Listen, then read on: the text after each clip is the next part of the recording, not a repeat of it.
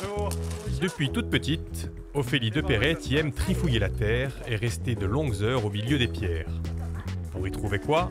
Le calme après la tempête d'une adolescence précoce? Des racines trop lointaines pour une exilée? Ou tout simplement ce qui unit les hommes plutôt que ce qui les divise? Un peu tout ça à la fois, et cette quête identitaire résonne en nous. Alors, suivons allègrement les pas de cet archéologue, avec ou sans filtre.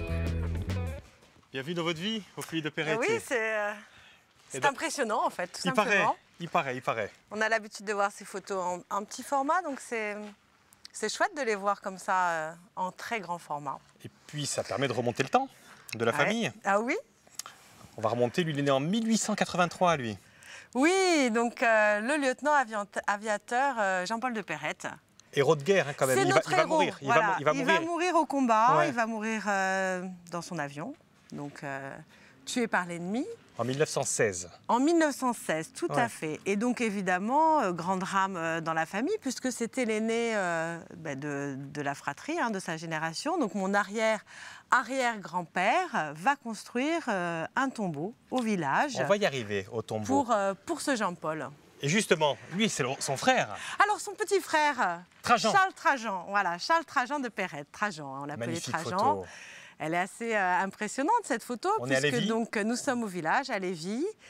Et Trajan, qui a été un résistant politique, je dirais, de la première heure, donc pour l'île. Et donc Trajan va faire partie vraiment de la résistance locale. Il va rassembler beaucoup de résistants autour de lui. Une résistance très politique, très, très gaulliste en fait. Il va vraiment très vite se ranger derrière l'appel du général de Gaulle. Et donc là, il reçoit en 1943 justement ce gouvernement provisoire de la France. En tant que maire de Lévis. En tant que maire de Lévis, C'est puisqu'il là. a été élu par acclamation en fait, du fait justement de son rôle dans la résistance. Donc là aussi, il y a Voilà, de sacrés- donc quelque part, il va lui aussi s'auto-héroïser comme son grand frère, qui quand même avait un peu la superbe depuis lors. Et puis il y a une femme, il y a lui, le frère, bien sûr, et puis il y a Henriette. Henriette qui est intéressante par son mariage aussi, enfin je la connais par son mariage, elle se marie avec un continental, Elle se marie avec André Gibert. André Voilà. Gibert. Et André Gibert, en 1952, il vient en Corse Oui. et dans la Et famille, il va filmer. on a ces archives là Ouais, qui c'est sont incroyable. juste Ce document incroyables. est incroyable. Vous m'avez donné ça, on va regarder ça. Ah oui, donc là en fait c'est mon père, donc, qui est tout petit, qui a 4-5 ans, qui va à la fontaine du village, fontaine qui d'ailleurs a été construite au début du XXe siècle par les habitants du quartier d'Olmich. Et donc ma grande-tante Henriette qui amène toute sa petite tribu, donc tous les enfants qui étaient là cet été-là. Et puis je pense, voilà, là on voit donc Trajan L'avenue et l'avenue du lieutenant aviateur de Perrette. Et oui, puisque donc Jean-Paul a une rue dans le village, Jean-Paul de Perrette. Et puis donc mon arrière-grand-père Trajan qui se rend au tombeau, qui a été édifié donc par mon arrière-arrière-grand-père, justement pour accueillir au départ son fils, le lieutenant aviateur Jean-Paul de Perrette, et qui aujourd'hui évidemment protège et recueille une bonne partie de la famille. C'est des images magnifiques d'ailleurs. C'est des images incroyables. Cet André, on parce dirait un qu'André- professionnel. André, en fait, je pense qu'il s'est fait. André a eu un coup de foudre pour la Corse. Vraiment, c'est un homme qui était de la Brie, de la bourgeoisie agricole de la Brie, qui était ingénieur et qui a vraiment eu un coup de foudre pour la Corse. Non seulement il était très amoureux d'Henriette, d'ailleurs on le voit dans le film, on voit qu'il la filme. Elle est belle, elle est Enfin, belle. on voit l'amour qui arrière-tante. transparaît dans ce film, c'est assez touchant. Et il aimait beaucoup la Corse et donc il a fait beaucoup de choses pour la Corse. Et le film, il faudrait en faire quelque chose. J'espère le déposer bientôt, Bah oui, oui. parce qu'il faut en faire quelque chose. C'est mon petit cousin qui me l'a montré il y a quelques mois seulement. Vous voyez, c'est un document qu'on a récupéré il n'y a pas longtemps. Magnifique. On arrive justement là. Alors, les fondateurs, je dirais. Eh oui. Donc, ma grand-mère, Denise de Perrette, née du Nant, et à ses côtés, Jean-Paul de Perrette, donc mon grand-père. Eux, ils se rencontrent à Paris, Ils bien se sûr. rencontrent à Paris, tout à fait. Mais quand votre grand-mère tombe enceinte, Jean-Paul, il lui dit, tu vas Faut aller au accoucher. village, Ah oui? direct. C'est vrai? Et qu'est-ce qui se passe alors? Eh bien, ma pauvre grand-mère, elle se retrouve dans la maison du village. Évidemment, à l'époque, un confort sommaire, pas d'eau, pas d'électricité. Et puis donc, Trajan et sa femme Juliette qui, je pense, se font un malin plaisir à parler en Corse, en sa présence. Donc elle qui est continentale, elle arrive, elle comprend rien. Elle comprend rien, la pauvre. Elle reste combien de temps? Elle reste longtemps, puisque donc elle arrive 4 ou 5 mois avant la naissance de mon père, et elle va rester jusqu'aux 6 mois de mon père. Donc elle reste presque un an, la pauvre. Effectivement. Alors on va retrouver votre papa, bien sûr, après, mais on va quand même faire une petite pause sur votre grand-mère, Denise, parce qu'elle est quand même très, très importante dans votre vie. Oui, c'était une femme qui était tellement élégante, tellement charmante et qui aimait tellement les enfants. Voilà, elle a eu 6 enfants, elle a eu 12 petits-enfants et dès qu'on était à côté d'elle, en fait, on voyait qu'elle était heureuse. Mais elle est passée par l'Algérie, et par l'Algérie, elle a ramené quelque chose, des saveurs un petit peu orientales qui vous marquent à vie, en fait. Ah bah, le couscous, essentiellement. Hein. et puis son parfum.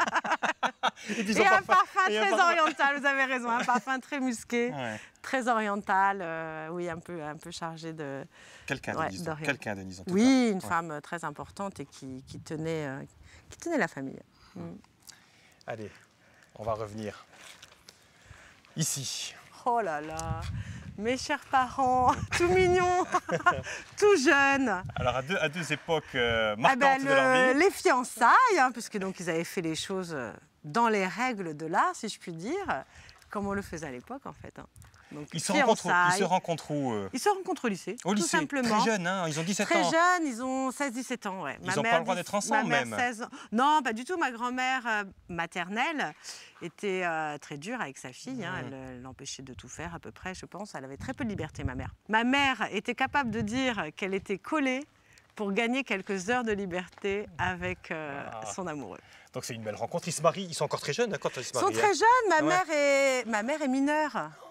Elle doit avoir l'autorisation de sa mère pour pouvoir se marier. Oh, elles sont touchantes, ces photos, parce qu'évidemment, on voit à quel point ils sont jeunes et à quel point, en fait... Ils ont des idées déjà bien arrêtées, parce qu'ils font tout ensemble, des études ensemble. Oui. Quand ils trouvent un petit boulot... un bébé, accessoirement. On va arriver à vous. Mais quand ils trouvent... Mon frère, d'abord. Quand ils font leurs études, ils trouvent un boulot qu'ils partagent dans une librairie, un travail la nuit. Voilà, ils partagent chacun un mi-temps dans une librairie parisienne. Ouais, voilà. C'est magnifique. Pour pouvoir suivre leurs études de lettres modernes. Donc, quand l'un est en cours, l'autre est à la librairie, réciproquement. Et ils font tout leur cursus univers comme ça, jusqu'au doctorat. Et vous arrivez, vous? Et on va vivre où? Ah, mon frère, non, il n'arrive pas. Mon frère, il est déjà arrivé. Oui, il est là. La famille, on la retrouve ici. Ah bah voilà, là voilà, je dois avoir... ça doit être mon premier Noël, là. Ou mon deuxième, peut-être. Je dois avoir 18 mois. On est où? On est à Fresnes. J'habite à Fresnes. Vous grandissez à Fresnes? J'habite, je grandis dans la banlieue parisienne. Je grandis dans une résidence classe moyenne, hein. Classe moyenne. Avec votre frère, qui est une espèce d'icône intouchable. Avec mon frère, que j'appelle le parfait. Voilà, mon frère est parfait. Qu'il a encore aujourd'hui, j'imagine. Il est toujours parfait. Il est toujours aujourd'hui. Et vous vivez dans une mixité sociale quand même. Et ce qui est assez intéressant, c'est qu'à Fresnes, à l'époque, vos voisins, c'est énormément la communauté portugaise. Oui, il y a notamment 2 familles portugaises qui sont là et avec lesquelles mes parents lient tout de suite des liens d'amitié. Et qu'on va retrouver plus tard. Et puis après, il y a la révolution des œillets. Et là, la communauté portugaise rentre au pays. En 79, donc révolution. Ils se disent, tiens, ça y est, on peut retourner chez nous. Et il y a une autre communauté qui arrive. Et d'autres arrivent, exactement. Et là, on vous retrouve justement avec la petite fille. Donc, avec la petite fille qui est là. Elle vient de quelle communauté, elle? Alors, là, c'est Aïssa Maïga. Donc, que vous connaissez peut-être, qui est comédienne. On la voit à côté, réalisatrice aussi. Parce que c'est encore votre copine aujourd'hui, d'ailleurs. Ah oui, Aïssa. Mais si vous voulez, Aïssa, elle est arrivée dans la résidence, elle avait 4 ans et demi et moi 4 ans. Elle tient beaucoup à nos 6 mois d'écart. C'est elle l'aînée. Et c'est vrai que elle s'est installée chez José et Helena, là où mes copains portugais habitaient, en rez-de-chaussée. On remplace les amis, en fait. On remplace les amis, donc on n'avait pas perdu les liens avec José et Helena, mais du coup, on crée de nouveaux liens avec la famille Maïga, et notamment mon père et le père d'Aïssa, Mohamed Maïga, s'aiment beaucoup. Alors, le père d'Aïssa, c'est un homme très à gauche, hein, le pauvre d'ailleurs... Ça lui sera fatal, ses engagements politiques lui seront fatals. Parce qu'il sera journaliste, il sera assassiné. Il sera journaliste et il va se faire assassiner quand Aïssa aura 8 ans et demi. Et donc mon père et Mohamed Maïga s'entendent très bien, pas politiquement, mais sur le football surtout. Mais ils discutent beaucoup. Ce sont des intellectuels de gauche, quoi.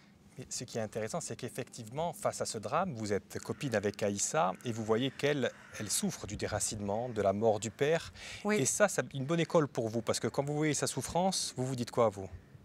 Que j'ai vraiment aucune raison de me plaindre de la vie. Et puis que tout est possible. Que tout est accessible, en fait. Il suffit de le vouloir. Et Aïssa elle-même a un parcours de vie incroyable. C'est une fille qui, évidemment, n'avait aucun lien avec le cinéma et qui est devenue comédienne. Mais là, on est là pour parler de vous et on va voir ce que le champ des possibles, où il va vous mener. Ah ouais. Et c'est par là. D'accord, ça sera plus tard, alors. Oui. Enfin, conclusion, alors. C'est rigolo.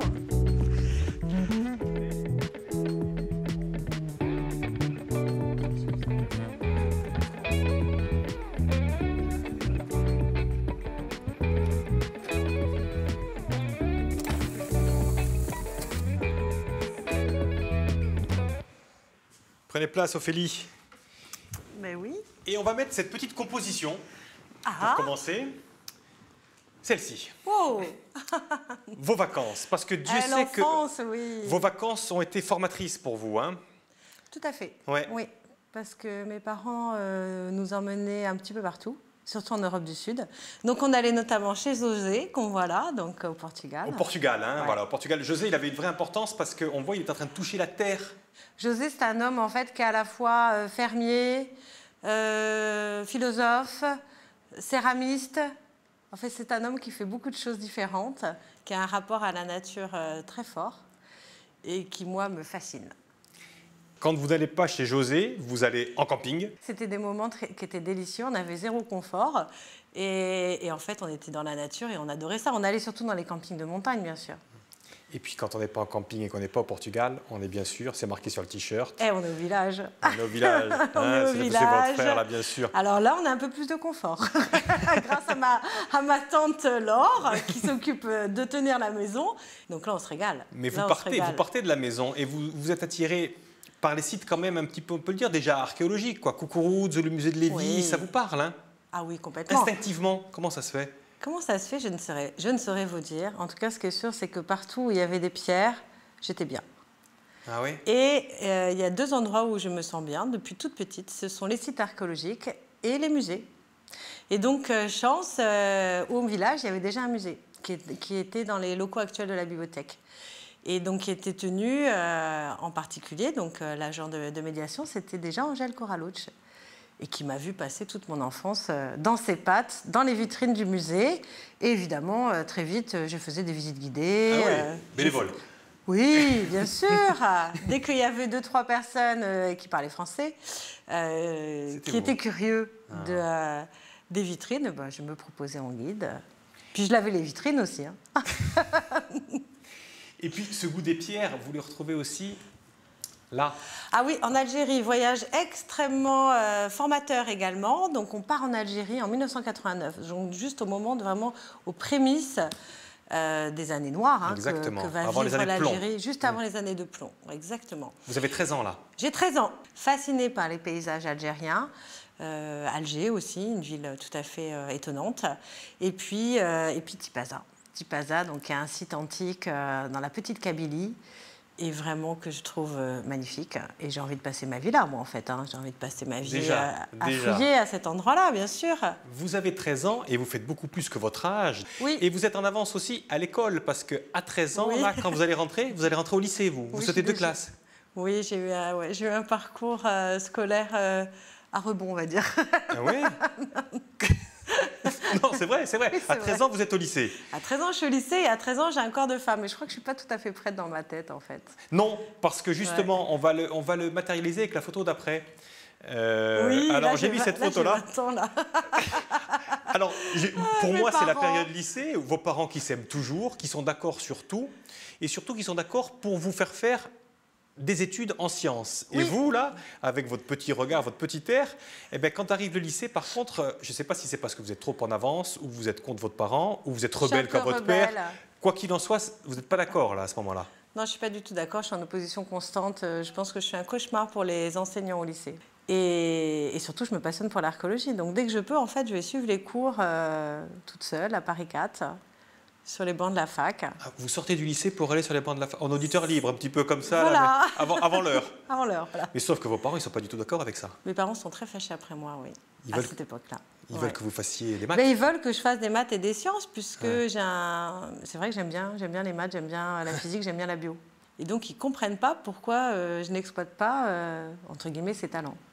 Sauf que moi, la seule chose qui m'intéresse, c'est l'histoire de l'art et l'archéologie. Donc il va falloir trouver un compromis. Il va falloir trouver un compromis. Et c'est le bac D. C'est le bac D, comme des primes, disaient mes copains. Bac D que vous obtenez, mais à peine le bac D en poche, vous allez en fac justement. Ah oui, je vais en fac. Là, enfin. Et puis il y a 2 rencontres, 2 figures, j'ai envie de dire tutélaires, dont vous allez presque tomber amoureuse. Enfin, vous allez me dire, en tout cas, c'est 2 profs. Un qui s'appelle Bruno et un qui s'appelle Révéron. Qui ont vraiment Nicolas Révéron. Nicolas Révéron qui vous fascine. Alors c'est un amour intellectuel. Hein. Ouais. Il me et fascine. vous ne savez pas, Révéron, il est Révéron, il est spécialiste du haut Moyen-Âge. Et Bruno. Et Philippe Bruno, il est spécialiste de la Grèce antique. Et puis il a un avantage, Bruno, c'est qu'un jour il vous dit, parce qu'il perçoit certainement que vous avez des talents, en tout cas, une appétence. Je deviens sérieuse, je deviens très sérieuse, je deviens très travailleuse. La grande surprise de mes parents. Et il vous propose surtout. Il me propose de partir, ça c'était merveilleux. Donc je suis en 3e année d'études et Philippe Bruno, mon professeur, me dit si tu veux, si vous voulez, vous pouvez partir 1 mois en mission avec Jean-Charles Moretti, spécialiste du théâtre antique, à Délos. Et là, j'arrive au paradis. Pourquoi j'arrive au paradis? Délos est réservé aux archéologues. C'est-à-dire qu'en fait, les touristes sont gentiment priés de quitter l'île à 15h chaque jour. Et l'île nous appartient à partir de cette heure-là. Et donc, c'est merveilleux. Donc, au départ, je dois rester 1 mois. Puis finalement, je négocie un peu plus. Là non plus, vous n'avez pas envie de partir. Pas du tout. Là, je veux rester toute la vie. Je me demande même si je suis normale, puisqu'en fait, personne ne me manque. Les pierres vous suffisent. Les pierres me suffisent. Les pierres, la mer, les plantes. En plus, j'y suis au printemps, donc Délos, c'est dans toute sa majesté. Et c'est une expérience tellement fondatrice que lorsque vous rentrez effectivement à la fac à Paris, vous devrez logiquement retrouver les amphithéâtres et vous dites non. Alors que vous êtes encore étudiante, vous décidez de lancer... Un chantier, oui. Ah oui, non, là, vous savez, l'une des qualités de la jeunesse, c'est l'audace. Ah oui. Mais sacrée audace, celle-là, parce que... C'est l'audace. Et donc, c'est se dire, puisque je veux être archéologue, je vais commencer un chantier, donc avec quelques amis de la faculté. On a le culot, il n'y a pas d'autre mot, d'aller vers un des professeurs, un de nos chargés de cours, qui s'appelle Pierre-Jean Trombetta, donc l'icône du Dieu vivant, vous voyez ici. Et on lui dit, voilà, nous, on veut monter un chantier. On veut pouvoir réaliser notre propre chantier pour se former sur toutes les étapes du travail. Parce que, voilà, on avait le sentiment qu'en étant bénévole sur les chantiers des autres, on allait mettre beaucoup de temps à acquérir, en fait, et des compétences techniques et des compétences scientifiques. Et puis, votre objectif, c'est de découvrir un donjon du XIIe siècle. Exactement. Parce qu'il n'est pas répertorié sur les cartes. Qui n'est pas répertorié sur les cartes. Et ça va durer quelques années, bien sûr. Ça va durer plusieurs années, bien sûr. Et celui qui va vous permettre de découvrir ce donjon du XIIe siècle... Ah c'est Emmanuel. Voilà, c'était drôle, ça. Oui, parce que Emmanuel va devenir votre mari, bien sûr, on l'a compris. Et ce chantier va devenir un chantier école, quand même, au bout de 6 ans. Notre grande surprise, on devient nous-mêmes formateurs des étudiants de notre ancienne faculté. Bravo, Ophélie, bravo. Mais c'était une aventure collective. J'imagine, bien sûr. Et concomitamment à ça, parce que vous allez y revenir, bien sûr, sur ce chantier, c'est pas en continu. Non. Un jour, on vous propose d'aller... Oui, alors là, pareil, une amitié très forte. Donc avec Aurélia Masson. Et Aurélia me dit, écoute, moi j'ai vraiment besoin de quelqu'un pour m'aider l'année prochaine en responsabilité de secteur. Est-ce que ça t'intéresse de venir passer une année en Égypte? Et la réponse est oui. Ça m'intéresse de venir passer une année en Égypte. Parce que ce qui est important, les femmes égyptiennes. Les femmes égyptiennes, et puis surtout l'identité de ce peuple, en fait. C'est que vous rencontrez un peuple, en fait. Complètement. En fouillant son sous-sol, vous rencontrez un peuple. Et ça, c'est très, très important. Très. C'est un pays, évidemment, qui traverse différentes ethnies, en réalité, puisque du Soudan à Alexandrie, même la couleur de peau des gens va du noir au blanc, tout simplement. Mais leur unité, elle s'appuie effectivement sur leur histoire commune, ancienne, sur l'Égypte ancienne, et aussi un très fort sentiment national égyptien, qui, je pense, est né notamment avec la révolution de Nasser, et qui est assez étonnante, assez singulière quand même. C'est-à-dire qu'un Égyptien, même s'il est d'Alexandrie, même s'il est du Caire, d'où qu'il soit, il est avant tout égyptien. Et pendant ce temps, pendant que vous restez en Égypte, loin de la France, ou peut-être encore une fois personne ne vous manque, mais en tout cas il y a quelqu'un qui vous manquait, c'est votre mère. Et votre mère en douce, qu'est-ce qu'elle fait elle vous inscrit un concours. Un concours de quoi? D'attaché du patrimoine. D'attaché de conservation du patrimoine. Tout à fait. Elle dit... Et elle me dit, je te paye le billet bien sûr pour passer le concours. Pendant que vous passez ce concours, vous vous faites remarquer par un élu. Oui, tout à fait. Un élu qui vous rappelle, avant même les résultats, qui vous dit vous m'intéressez madame, vous m'intéressez parce que j'ai envie, à partir d'une fouille, de créer une identité sur un territoire. Oui. Et vous vous dites, pourquoi pas? Et on va voir cette histoire qui démarre ici. On va voir comment elle se poursuit dans une autre pièce. Allez, venez avec moi.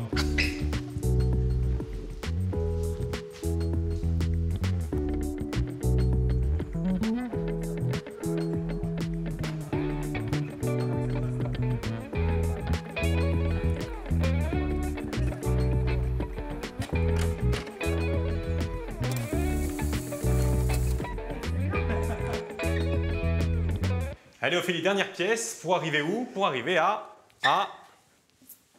Rezé, waouh. Rezé-les-Nantes, donc on est sur la rive sud de la Loire, sur mon premier poste, donc en tant qu'archéologue municipal.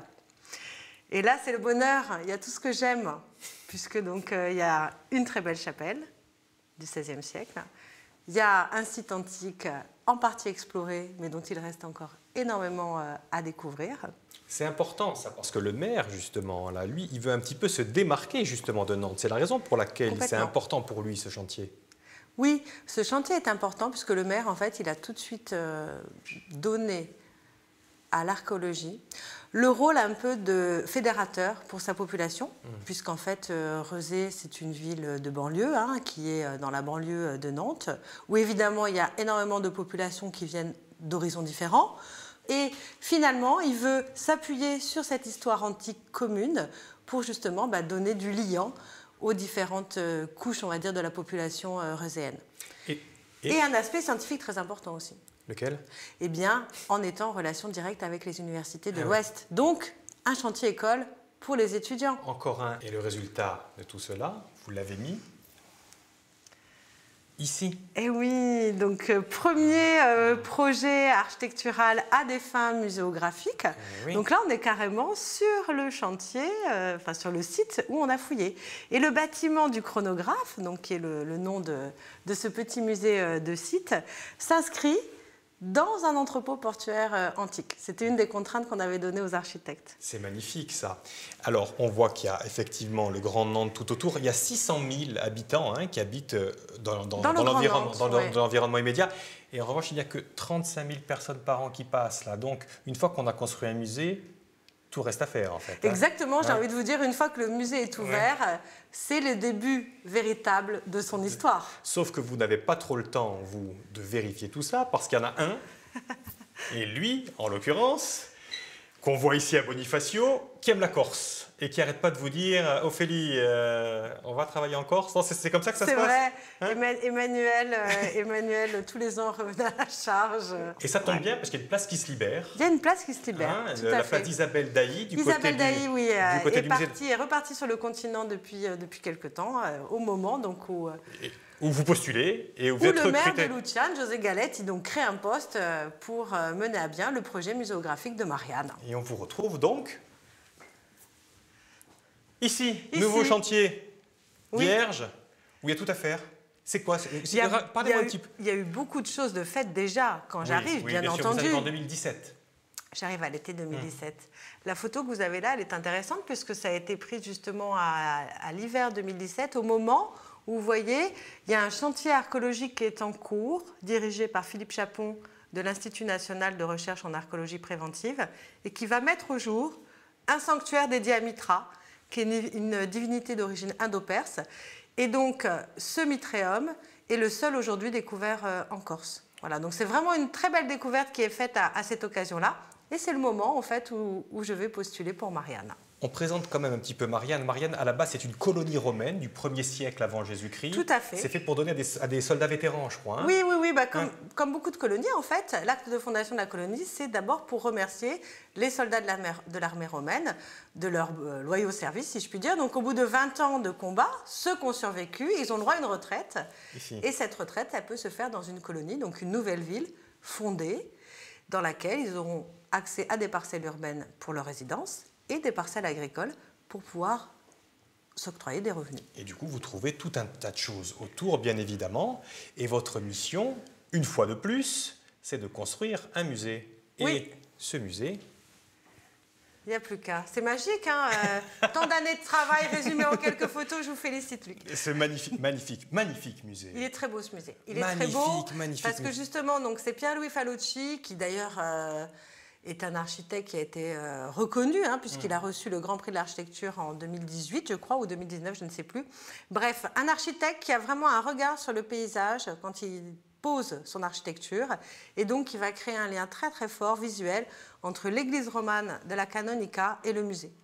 Et toute cette ville antique qui est en grande partie encore enfouie, qui est à imaginer et qu'on va explorer, j'espère, dans les années à venir, finalement, est sous le regard du visiteur du musée. Et dans notre quête identitaire, justement, ça se passe sous la terre, ça fait lien, vraiment. Tout à fait. Chez nous aussi, comme en Égypte, comme à Rézé, comme partout. C'est intéressant d'aller voir ce qu'il y a sous la terre. Toujours. Pour voir qu'on vienne un peu tous du même endroit, d'ailleurs, hein, si je peux me permettre. En tout cas, il y a un fond méditerranéen très fort et qui est allé, vous voyez, jusqu'aux rives de l'Atlantique quand même. Hein, donc, Et cette quête identitaire, venez, on va la retrouver dans ce dernier écran. Et je me suis permis de mettre ça. En fait. Ah, excellent. Ah oui, vous avez mis ça. Jean Maté, la Corse, c'est ma guitare. J'espère que les gens vont pas pouvoir tout lire. C'est vrai, on va lire ensemble en tout cas. Vous lisez ce livre un jour quand vous êtes sur le continent. Et je lis ce... Ouais. Et vous envoyez cette lettre. J'ai envoyé une lettre à Jean Mattei. À Jean Mattei, lettre d'une exilée sur 3 générations. Bonjour, immense Jean. Et moi, ce qui me plaît, c'est... Bon, je pleure ma terre. Exactement, en disant que l'appel de la Corse reste peignant. Le Corse exilé est suspect, très suspect. Que recherche-t-il? Juste à participer à la vie corse et s'inscrire enfin à nouveau dans sa culture pleinement. C'est intéressant ça, parce que ça c'était avant de venir en Corse. Oui. Vous aviez vous aussi envie de venir et vous disiez peut-être que Jean Mattei il va m'aider à rentrer en fait. Même pas, c'était en fait parce qu'il a écrit une chanson sur... Qui est un pamphlet en fait du Corse de la diaspora. Ouais. Et cette chanson m'a saigné le cœur en fait. Mais ce qui est intéressant, c'est cette Corse exilée suspecte, très suspecte. Oui. Aujourd'hui, vous êtes rentrée. Aujourd'hui, je suis rentrée. Est-ce que... Comment ça se passe depuis que vous êtes rentrée? Est-ce que vous sentez... On a vu que vos racines remontent à très loin, Corse. Comment vous vous sentez, vous? Ben, je me sens plutôt bien dans l'ensemble. Je me sens heureuse en fait d'être là, vraiment. Ouais. Je me sens heureuse d'être là. Après, je n'oublie pas tout ce que les autres territoires sur lesquels j'ai pu m'investir m'ont apporté. Et surtout, j'espère en fait, moi, j'espère que cette Corse, elle va vraiment se tourner vers le monde. Elle va s'ouvrir au monde. D'ailleurs, de toute façon, c'est le principe du Nil. Le Nil est forcément tourné vers l'extérieur, vers le monde. Ça, c'est la Corse, mais vous ne vous sentez pas suspecte? Plus suspecte? Non, je me sens plus suspecte. Non. Je crois que ça y est, j'ai gagné ma légitimité. Bon, tant mieux. Et eux, comment ils se sentent alors? Ah bah ouais. Ma fille, elle ferme les yeux sur cette photo. Alors, ma fille s'est très vite adaptée à la Corse. Mais là, j'ai envie de dire maintenant qu'elle est jeune lycéenne, enfin elle est en première, l'appel du large, je commence à la travailler. Et votre fils? Et mon fils, lui, qui déteste ce changement, donc il a eu beaucoup de mal à se faire, à quitter Nantes en fait. Ouais. Hein, continuer de soutenir les Canaries il n'y a encore pas si longtemps que ça. Ça y est, maintenant, je crois qu'il est bien bastille, bien corse. Donc vous êtes parti pour rester encore quelques années là? Ah, j'espère bien. Oui, pour bien lancer ce musée. Hein? Pour bien travailler sur le musée, et puis aussi j'espère, vous le savez, la Corse a beaucoup d'ambition culturelle aujourd'hui. Donc j'espère pouvoir participer à cette aventure plus générale. En fait. C'est tout ce que je vous souhaite. Allez. On est parti. Petit selfie. Non, pas encore. D'abord le selfie, Ophélie. Ne soyez pas pressés, pas en avance, une fois de plus. Voilà. Merci infiniment. Merci, je vous fais la bise. C'était très agréable. Et le plus dur reste à faire. Hein? Oui. Ouais. Allez, bon courage. Merci.